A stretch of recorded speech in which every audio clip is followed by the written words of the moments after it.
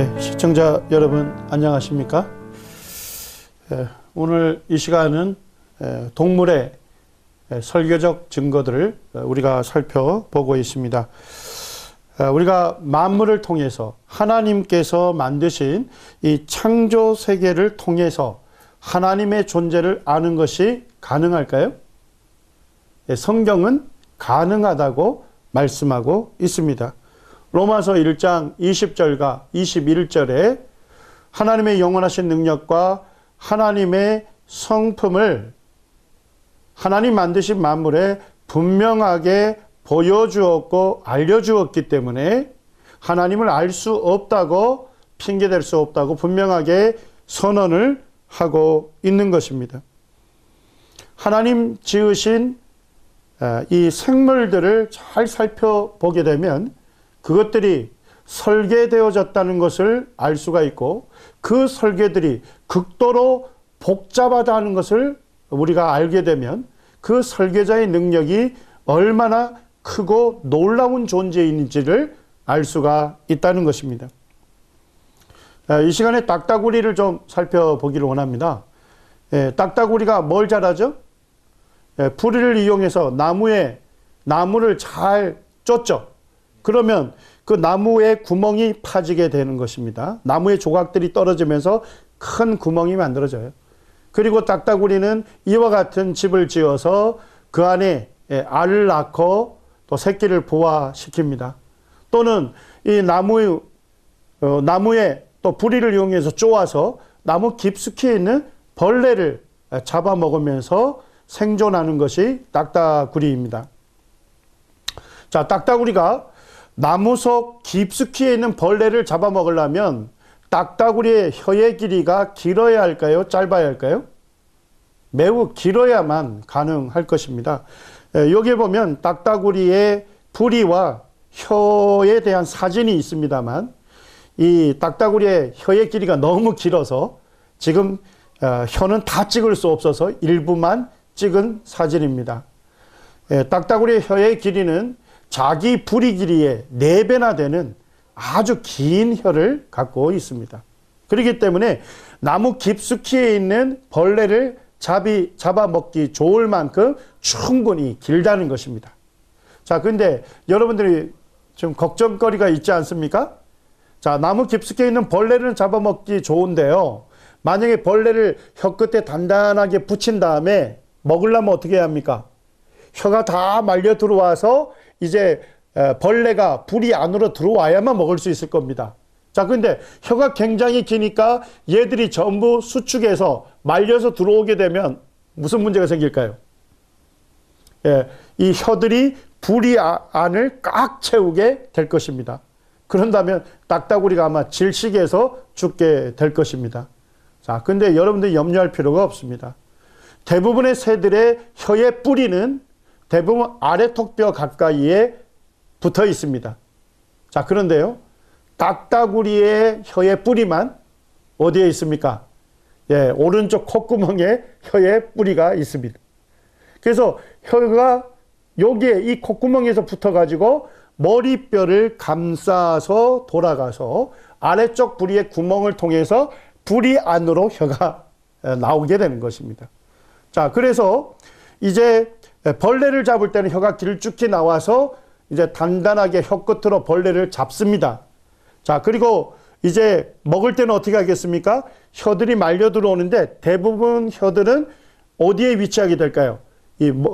딱따구리의 머리뼈 있는 쪽에 대부분 혀 근육들이 위치하기 때문에 사실은 혀가 이 단단한 뭉치를 만들어서 부리 안에 꽉 차서 질식할 염려는 없는 것이죠.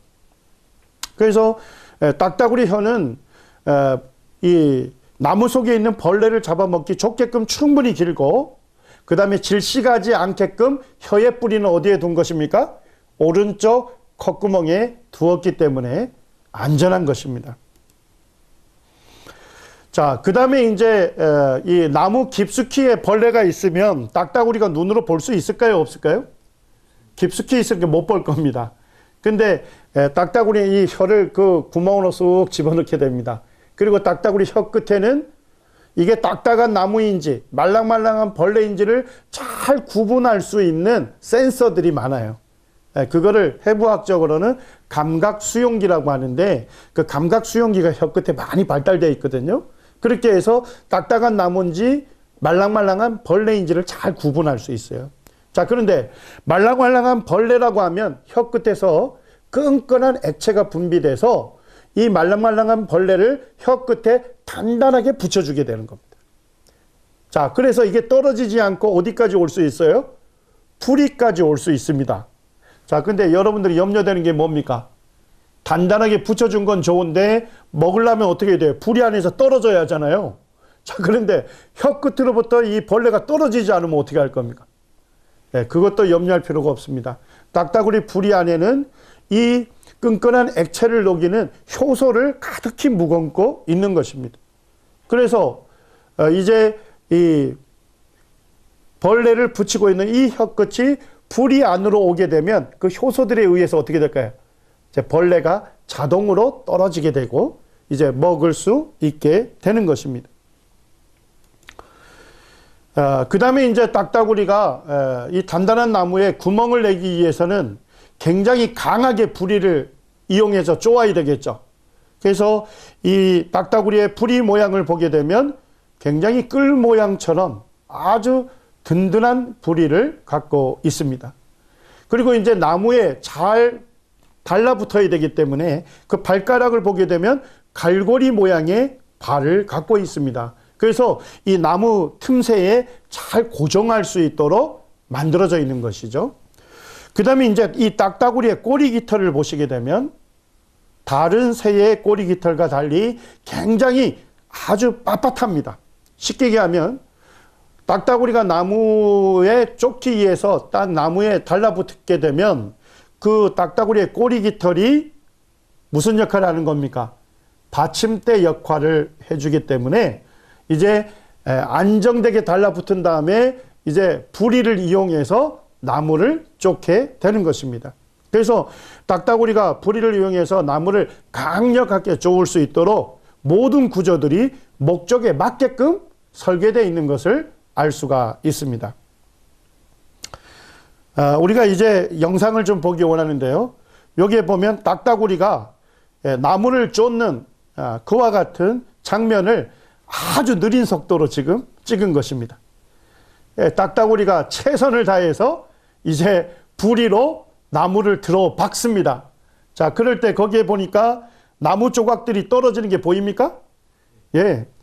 딱따구리가 아주 눈을 찔끔거리면서 아주 강력하게 부리로 이용해서 나무를 쫓게 되면 그 나무 조각들이 거기서 떨어지면서 구멍이 파지는 것을 볼 수가 있습니다. 자, 딱따구리가 1초에 몇 번 나무를 쪼을까요? 예, 1초에 20번을 쫓는다는 겁니다. 그리고 이때 쪼을 때 그 엄청난 충격이 가해지겠죠. 자, 근데 이 충격이 얼마 정도 되냐면요. 중력의 1200배가 되는 힘을 받는답니다.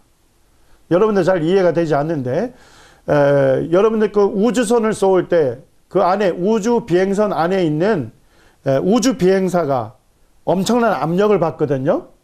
그래서 예전에 제가 이제 이 로켓을 쏘는 장면을 봤더니까 그 우주 비행사의 얼굴이 아주 실룩실룩합니다. 엄청난 압력을 받기 때문에. 그런데 우주선이 발사할 때 우주 비행사가 받는 압력이 7 내지 중력의 7배 내지 8배 정도밖에 안 됩니다. 자, 근데 딱따구리가 나무를 쪼을 때 딱따구리가 받는 힘이 어느 정도 된다고요? 중력의 1200배나 되는 엄청난 충격을 딱따구리가 받게 된다는 것입니다. 자, 근데 놀라운 것은 뭡니까? 딱따구리가 이 나무를 쪼을 때 엄청난 충격을 받는데 그 충격 때문에 기절했다거나 죽었다는 딱따구리는 없습니다. 딱따구리는 매일같이 이렇게 쪼으면서 10년 이상씩 살게 되는 것입니다. 자, 그러면 딱따구리가 받는 충격을 사람으로 비유를 해보면요. 어떤 분이 연구를 했는데 시속 25km로 달리랍니다. 자, 제가 여기에 있는데 시속 25km로 이곳을 달립니다. 자, 그 다음에 저 뒤에 콘크리트 벽이 있죠. 그때 힘차게 콘크리트 벽을 박습니다. 자, 엄청난 충격이 제 머리로 오겠죠. 맞습니까? 자, 근데 초당 몇 번을 박으랍니까? 20번을 받을 때 그때 사람이 받는 충격, 그게 무슨 충격하고 똑같다는 거예요? 딱따구리가 나무를 쪼을 때 받는 충격과 같다는 것입니다. 만약에 사람이 25km로 최선을 다해서 뛰어가지고 콘크리트 벽에 1초에 20번을 받게 되면 어떻게 될까요? 그렇게 되면 우리는 새로운 세계로 들어가게 될 것입니다. 예수 그리스도를 믿고 구원받은 성도는 주님의 품에 안기게 될 것이고, 아직까지 예수 그리스도를 알지 못하고 그분을 믿지 아니한 분은 이제 영원한 지옥에 들어가게 될 것입니다. 연구자는 이렇게 얘기합니다. 딱따구리가 나무를 쫄 때 받는 충격의 10분의 1만 사람이 받아도 내진탕이 발생할 것이랍니다. 자, 그러면 딱따구리는 엄청난 충격을 잘 견딜 수 있는 장치가 있을 것이라는 것입니다. 제가 이제 논문을 검색을 해보니까 딱따구리의 이 머리의 구조를 연구하는 분들이 새 연구가, 즉 조류학자보다는 실제 이 공학자가 더 많았습니다. 왜 공학을 아는 사람들이 딱따구리 구조에 관심이 있었을까요? 자, 딱따구리는 보니까 엄청난 충격을 받으면서 잘 견디잖아요. 그런다면 딱따구리에 뭐가 있겠습니까? 엄청난 충격을 잘 흡수하는 놀라운 장치가 있을 거라는 것입니다. 그래서 이 공학자들이 딱따구리의 구조를 연구하는 거예요.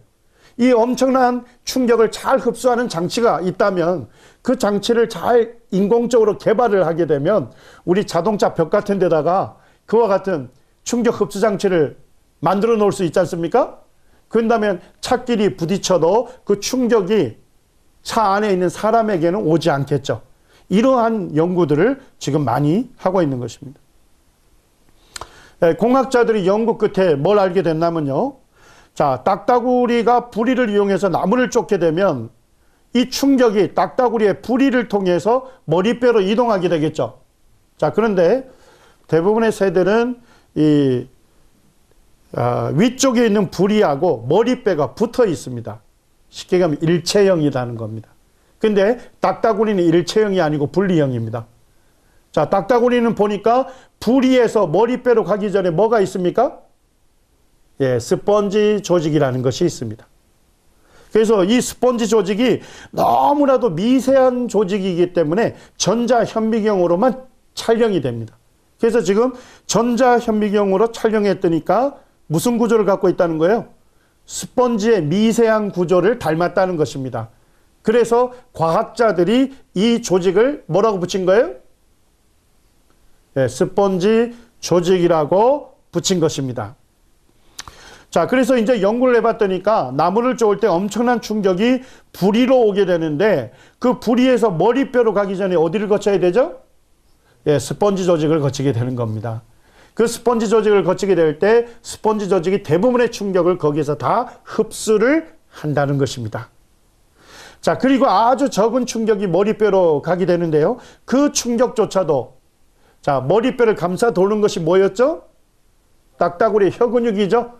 이 혀근육이 자동차의 안전벨트와 같은 역할을 한다는 것입니다. 그렇게 해서 머리뼈로 가는 그 약간의 충격도 이제 혀근육에 의해서 감쇄가 돼서 실제 딱따구리 내로는 전혀 충격이 전달이 되지 않도록 그렇게 안전하게 설계되어 있다 하는 것을 오늘날 과학자들이 발견하게 된 것입니다.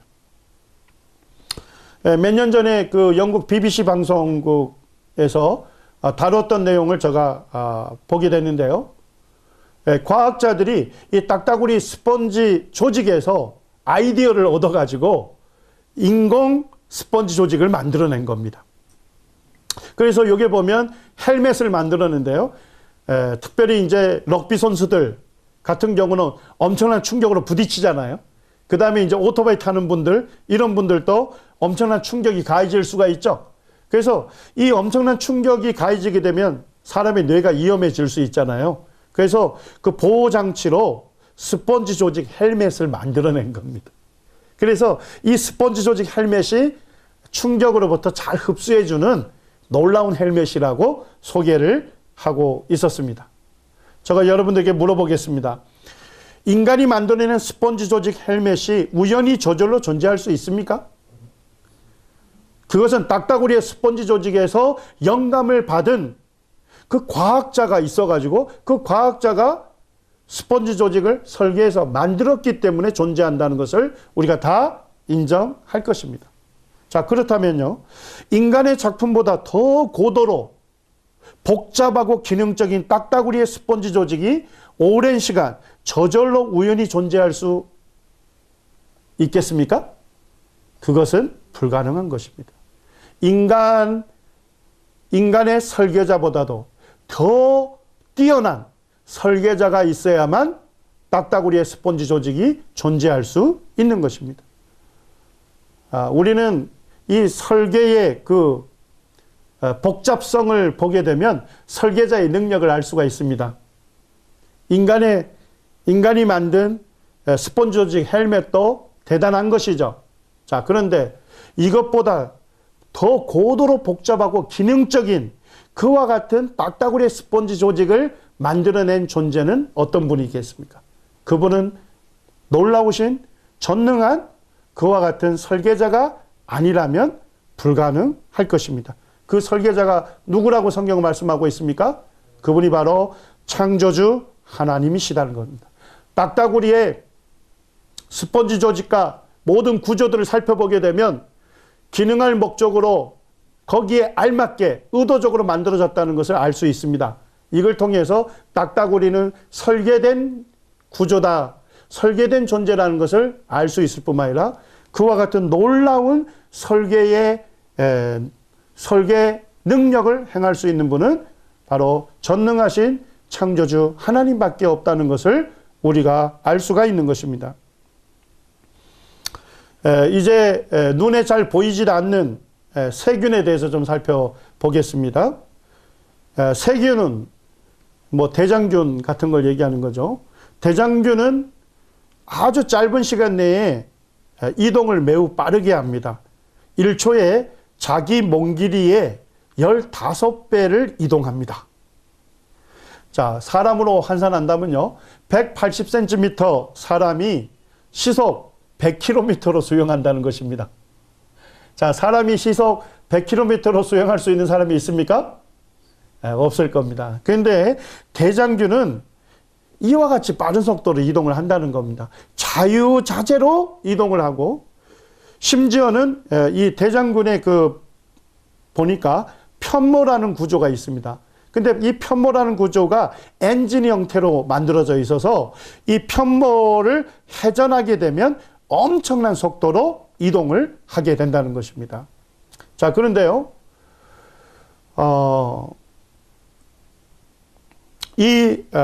세균이 갖고 있는 이 편모를 연구를 해보니까 우리 자동차처럼 좌회전, 우회전이 자유롭게 될 뿐만 아니라 후진도 아주 자유롭게 될 수 있는 그와 같은 놀라운 편모 엔진이 존재한다는 것을 과학자들이 발견해낸 것입니다.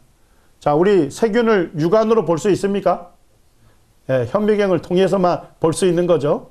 자, 그런데 눈에도 보이지 않는 그 편모의 엔진을 보려면 전자현미경이 있어야만 가능합니다. 근데 전자현미경으로 편모의 엔진을 찍어봤습니다. 뭐처럼 생겼습니까? 사람이 만든 인공 엔진과 같은 형태를 띠고 있는 것입니다. 자, 그럴 뿐만 아니라 편모의 엔진을 연구를 해보니까요, 거기에 단백질 분자들이 각각 특별한 기능을 한다는 것을 알게 됐습니다. 예를 들면 이 세균의 편모 엔진에는 구동축이 있고요, 정지자가 있고요, 회전자가 있고 축 바지통이 있고, 자, 전부 뭐와 같은 것입니까? 사람이 만든 인공 엔진의 부품들이 다 거기에 그 부품과 같은 기능을 하는 단백질 분자들이 있더라는 것입니다. 그래서 한 40여 종의 단백질 분자들이 실제 사람이 만든 인공 엔진처럼 각각 부품의 역할을 한다는 것이 밝혀진 것입니다. 자, 그런데 세균 편모 엔진의 크기가 어느 정도입니까? 머리카락 굵기의 500분의 1만 합니다. 자, 얼마나 작은지 아시겠죠? 자, 그런데 엔진의 효율은 어느 정도입니까? 거의 100%입니다. 아마 공학자들은 놀랄 것입니다. 우리 자동차에 엔진이 있죠? 자, 그 엔진을 지금보다 좀 더 작게 만들면 좋을까요? 안 좋을까요? 실제 좀 더 작게 만들기를 원할 거예요. 자, 근데 왜 자동차의 엔진의 크기를 더 작게 못 만듭니까? 예, 작게 만들면 만들수록 작은 엔진일수록 마찰력이 증가되기 때문에 엔진의 효율이 떨어지는 겁니다. 그렇기 때문에 자동차 엔진을 더 작게 못 만들고 있는 것입니다. 자, 그런데요, 세균의 편모 엔진은 머리카락 굵기의 500분의 1만 한데 엔진의 효율은 몇 %라고요? 거의 100%인 것입니다. 지금 이것 때문에 공학자들이 뭘 연구하고 있어요? 눈에 보이지도 않는 세균의 편모 엔진을 지금 연구하고 있는 겁니다. 왜냐하니까 아주 작은 엔진인데도 불구하고 100% 효율을 갖고 있는 그와 같은 엔진을 개발하기 위해서 지금 어디에서 아이디어를 얻고 싶어 하는 겁니까? 예, 세균에서 아이디어를 얻으려고 지금 많은 연구들을 하고 있습니다. 이 과학자들이 연구한 내용들을 보면 참 놀랐습니다. 이 세균의 편모 엔진의 그 RPM이 있죠. RPM이 뭡니까? 1분에 바퀴가 몇 번, 엔진이 몇 번 회전하냐는 거죠. 자, 편모 엔진은 최고 몇 RPM까지 돌릴 수 있습니까? 10만 RPM으로 이동이 가능한 겁니다. 자, 우리 자동차에 보게 되면 RPM이 있죠? 자, 우리 보통 주행할 때 몇 RPM으로 이동합니까?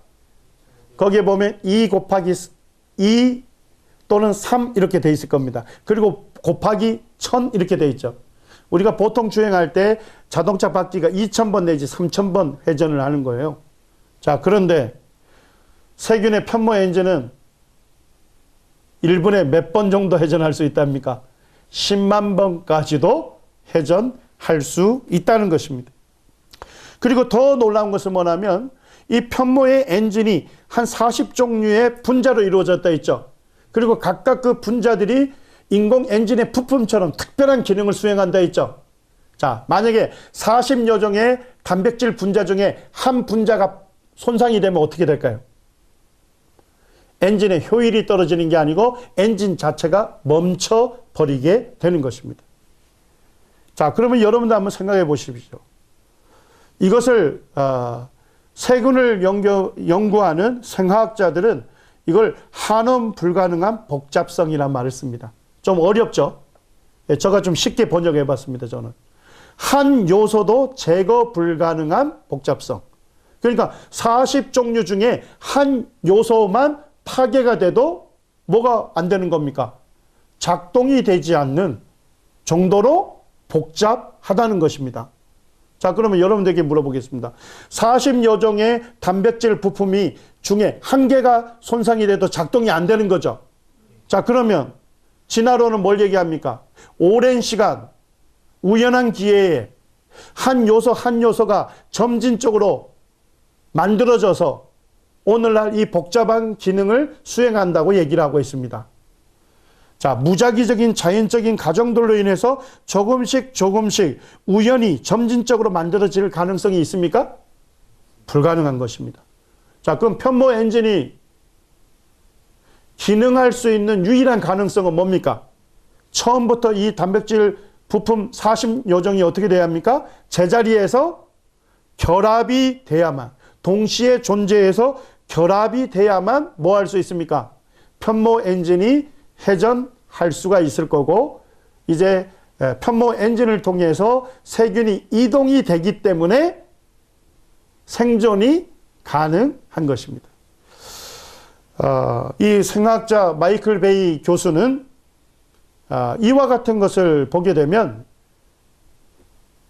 이 세균의 편모 엔진은 진화론으로는 절대 설명이 불가능하다. 오직 설계자가 있어서 기능할 목적으로 이 의도적으로 이 부품들을 존재케 했기 때문에 이것들이 기능할 수 있다고, 이것은 바로 설계된 작품이다고 마이클 베이 교수는 결론을 내리고 있는 것입니다. 자, 여러분들에게 물어보겠습니다. 설계된 작품이 존재할 수 있는 유일한 가능성은 무엇입니까? 예, 설계자가 있어야만 존재할 수 있는 것입니다. 자, 그런데 이 세균의 편모 엔진을 설계한 설계자의 능력을 좀 살펴보기를 원합니다. 자, 지금 현재 기술로 편모 엔진 생산이 가능할까요? 불가능한 겁니다. 인간이 개발한 초소형 마이크로 엔진을 제가 찾아봤습니다. 봤더니까, 자, 인간이 개발한 최소형 인공 엔진이 뭐 굵기만 하죠? 예, 머리카락 굵기만 해요. 인간이 개발한 것도 엄청나게 작다는 것을 알 수가 있죠. 자, 그런데 세균의 편모 엔진의 크기는 머리카락 굵게 얼마 정도 된다 했습니까? 예, 500분의 1 정도 된다 했습니다. 자, 세균의 편모는 인공 엔진보다 크기가 작죠. 엄청나게 작고 구조가 인간의 엔진보다 복잡하고 더 많은 부품으로 구성되어 있습니다. 자, 그런다면 인간이 개발한 최소형 엔진도 대단하지만 그것보다 훨씬 작고 훨씬 복잡하고 훨씬 효율적인 그와 같은 세균의 편모 엔진을 설계하고 만든 존재의 능력은 어떠하겠습니까? 이것만 보게 되면 이 편모의 엔진이 전능자의 목적과 설계 없이는 불가능하다 하는 것을 우리는 알 수가 있을 것입니다. 리하이 대학교의 생명과학과 교수인 마이클 베이는 그의 책에서 이렇게 쓰고 있습니다. 세균 편모에 대한 전문적인 문헌은 수년 동안 수천 편의 논문들이 발표되고 있다. 하지만 점진적인 진화로 존재하게 되었다고 설명하는 과학자는 몇 명이 있다고 얘기하고 있습니까? 예, 이제까지 단 한 명도 없었다고 그는 밝히고 있습니다. 이제 마지막 한 생물을 좀 소개하고자 합니다. 혹시 이 동물이 무엇인지 아시겠습니까? 예, 우리 사람들이 굉장히 맛있게 드시는 생물입니다. 바다 생물입니다. 예, 이게 문어입니다. 참 문어인지 우리가 구별하기 쉽지 않죠. 예, 문어는 탁월한 위장술을 갖고 있습니다. 예, 문어는 굉장히 똑똑한데요. 이 태평양 근해에서 촬영한 사진을 봤더니까 이 문어가 코코넛 껍질이 있잖아요. 이렇게 쪼개진 코코넛 껍질을 머리에 쓰고 있다가 적이 나타나면 그 안에다가 몸을 숨겨요. 자, 그 다음에 이제 적이 나타나면 문어는 뭘 분사합니까? 예, 먹물을 분사해서 이제 자기 몸을 감추고 도망을 가는데, 자, 도망갈 때 제트 추진을 한답니다. 시속 50km로 도망을 간답니다. 자, 제트 추진이 뭡니까? 예, 이 문어는 아주 많은 물을 머금은 다음에 그 문어 안에 보면 좁은 관이 있어요. 그 많은 물을 머금은 다음에 그 좁은 관으로 물을 일시에 분출을 시킵니다. 자, 그렇게 되면 문어는 몸은 어떻게 될까요? 앞으로 매우 빠르게 추진하게 되는 겁니다. 예, 이것을 제트 추진이라고 하는 것입니다. 이 문어는 제트 추진과 같은 것을 이용해서 시속 50km로 매우 빠르게 도망을 갑니다. 자, 그런데 문어는 이것이 전부가 아닙니다. 자, 문어가 위장하는 것을 한번 보시기 바랍니다. 자, 매우 느린 속도로 촬영한 사진입니다.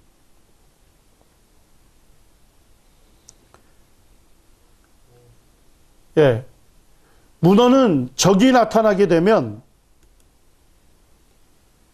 위장을 하게 되는데, 자, 첫째 뭐가 똑같습니까? 색깔이 똑같습니다.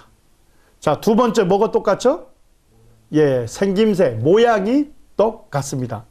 그 다음에 세 번째는 만져보면 질감까지도 똑같다는 것입니다. 자, 그런데 문어가 이와 같은 순간 이장수를 하는데, 이 위장을 하는데 어느 정도 시간이 걸리는지 아십니까? 0.001초 만에 바꾼다는 것입니다. 쉽게 말씀드리면 1000분의 1초 만에 주변 환경과 똑같은 색깔, 생김새, 질감으로 위장할 수 있다는 것입니다.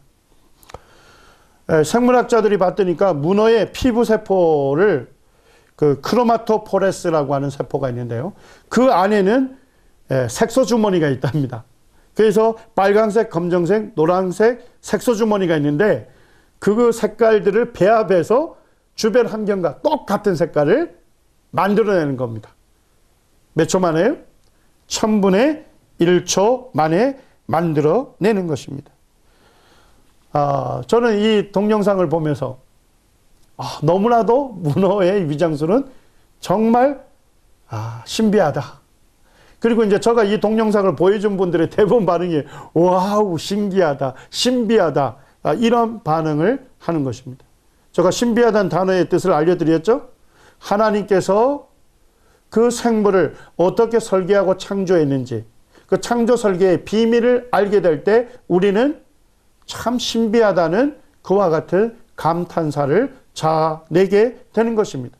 이 문어의 순간 이정수를 보게 되면 이 문어를 지은 창조주의 무한한 지혜를 우리가 알 수가 있는 것입니다.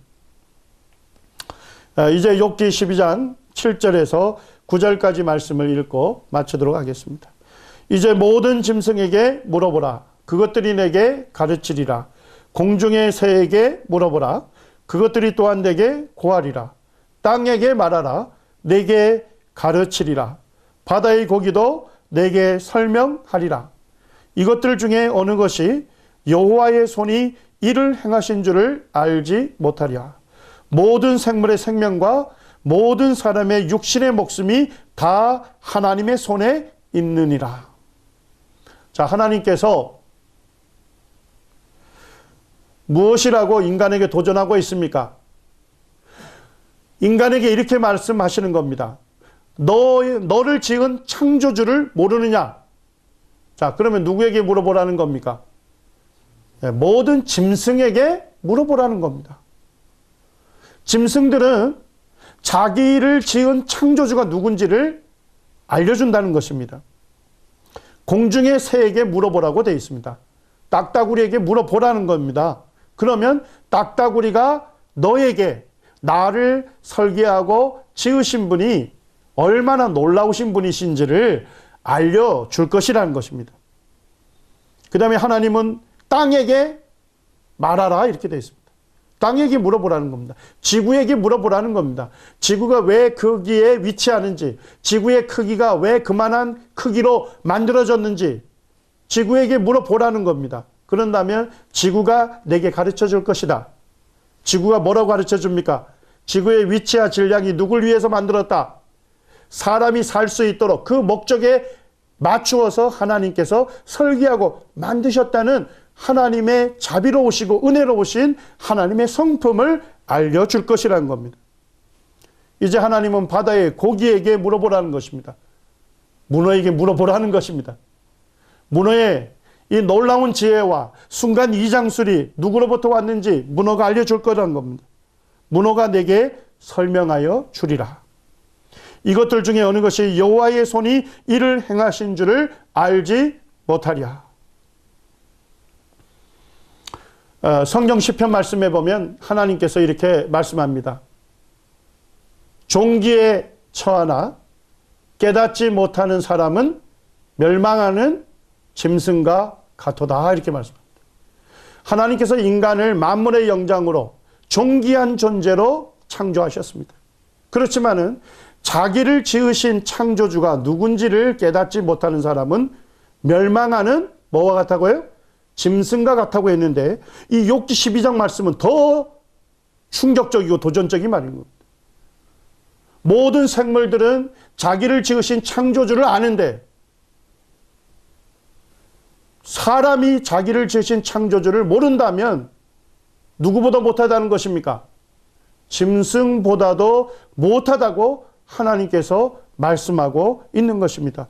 모든 생물의 생명과 모든 사람의 육신의 목숨이 다 누구의 손에 있다고요? 하나님의 손에 있다고 말씀하고 있는 것입니다. 우리를 지으신 분이 누구십니까? 우리에게 생명을 주신 분이 누구십니까? 바로 하나님이십니다. 하나님이 우리에게 생명을 주신 우리의 창조주이기 때문에 우리의 목숨이, 우리의 생명이 누구에게 달려 있는 것입니까? 전적으로 하나님께 달려 있고 하나님께 의존되어 있는 것입니다. 인간이 자기를 지으신 창조주를 떠나는 순간 어떻게 되는 겁니까? 인간은 바로 죽음이고 인간은 멸망하는 것입니다. 여러분들이 이 시간 전해진 동물의 설계적 증거를 통해서 이 모든 동물들이 존재할 수 있는 유일한 가능성은 이 모든 것들을 기능할 목적으로 설계하시고 지으신 창조주 하나님이 있다는 것을 우리가 살펴봤습니다. 사람도 마찬가지로 사람을 지으시고 사람에게 생명을 주신 분은 오직 하나님 한 분이신 겁니다. 하나님이 나를 지으신 나의 주인이신 것입니다. 그렇기 때문에 나는 그 하나님을 믿고 경배하고 섬겨야 하는 것입니다. 하나님을 영화롭게 하는 것이 인간의 합당한 본분이고 당연한 도리인 것입니다. 당연하고 합당한 것을 하지 않는 것을 성경은 뭐라고 말하고 있습니까?